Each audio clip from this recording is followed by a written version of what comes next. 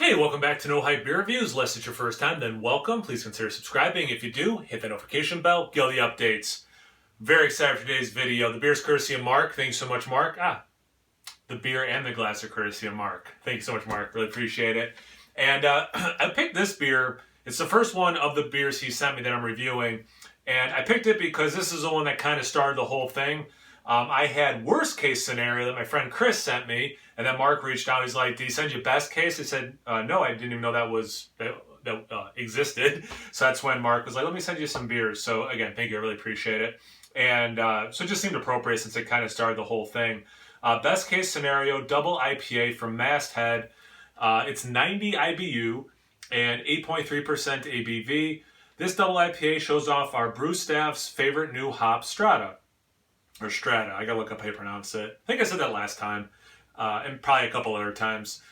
When you open this can, you'll be greeted with aromatic notes of pineapple, mango, and sweet melon. The flavor continues with notes of pineapple and soft, pleasant bitterness. This beer is a testament that even in tough times, good things can happen.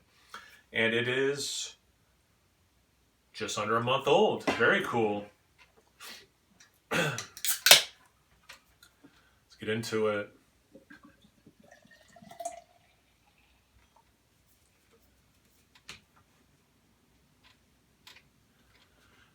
So it has that like unfiltered kind of look. It's not a chill haze, right? Yeah, unfiltered kind of look. It's orange with a little bit of yellow.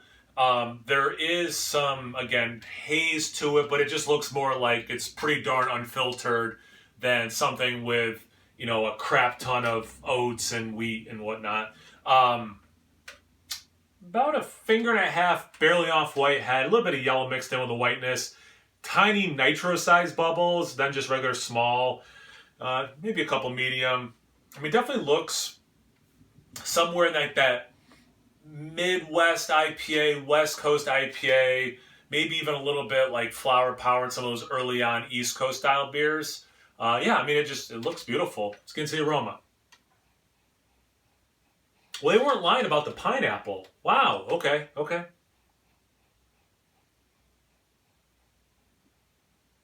And it's cool. I really like what that pineapple is doing. It does remind me, I'm glad it said Flower Power. It does remind me of those kind of beers where it's definitely not straight pineapple juice. The hop is making me think pineapple. Nice level of like a dank West Coast vibe for sure. I get a little bit of lemon lemonade in there. I don't know if it was a police car or ambulance or what just went by, but maybe the camera picked it up. Maybe it didn't. And now it's just kind of weird that I'm talking about it if it didn't.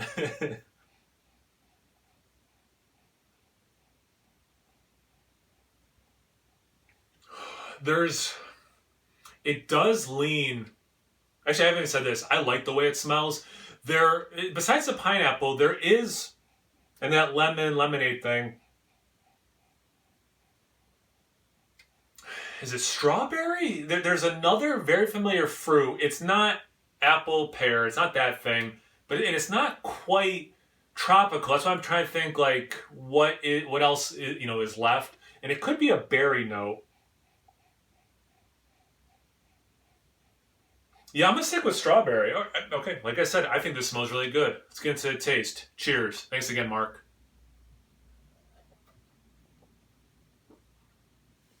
Man, that's nice.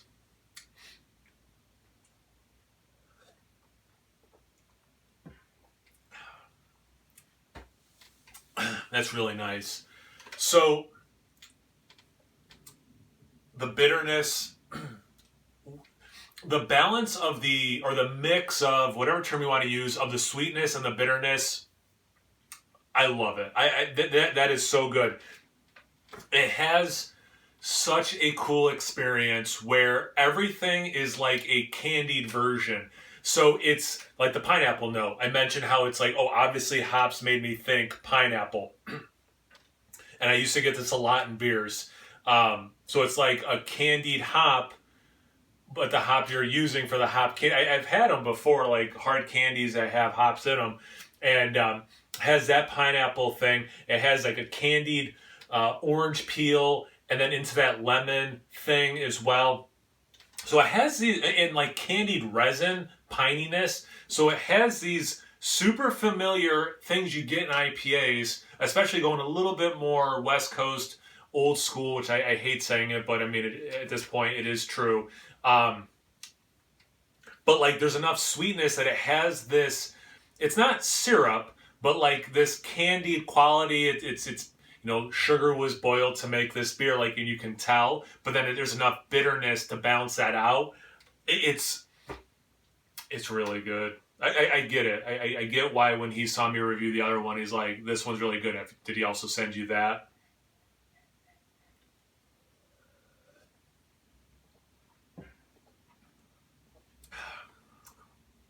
And yeah, that sweet pine resin mixing with that pineapple, a little bit of mango in there too. That man, this is special. What did they say again? Pineapple. Oh, they did say mango. Sweet melon. You know what? I don't go to melon often. I'll have to buy some melon because my mind doesn't go to melon often in IPAs.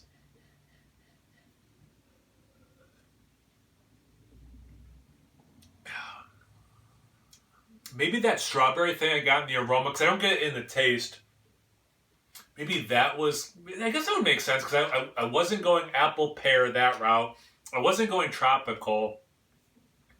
And melon is kind of like this other fruit that I wouldn't associate with either of those things, at least in my mind. So maybe, or maybe their melon was like my, you know, sweet strawberry. I don't know. But what I do know is this beer is delicious. 8.2%, right? 8.2, yeah, or 8.3, sorry. You don't get any of the alcohol taste. I think this is killer. And I do think this probably fits into like that Midwest thing where like it's very West Coasty, and there's a, you know, maybe 80% that way, 20% kind of like new school vibes, but it's pretty darn West Coasty to me in the best possible way. Yeah, I love this beer. Thanks again for sending. I really appreciate it. Have you guys had this beer before? Have you had Masthead before? How do you like your IPAs anymore? Anything, everything. Comment section below. Let's get a conversation going. Check me out on Instagram and Untapped. It's No Hype Beer Reviews at both those places. So please like, comment, subscribe, and most importantly, imbibe. Cheers, everyone.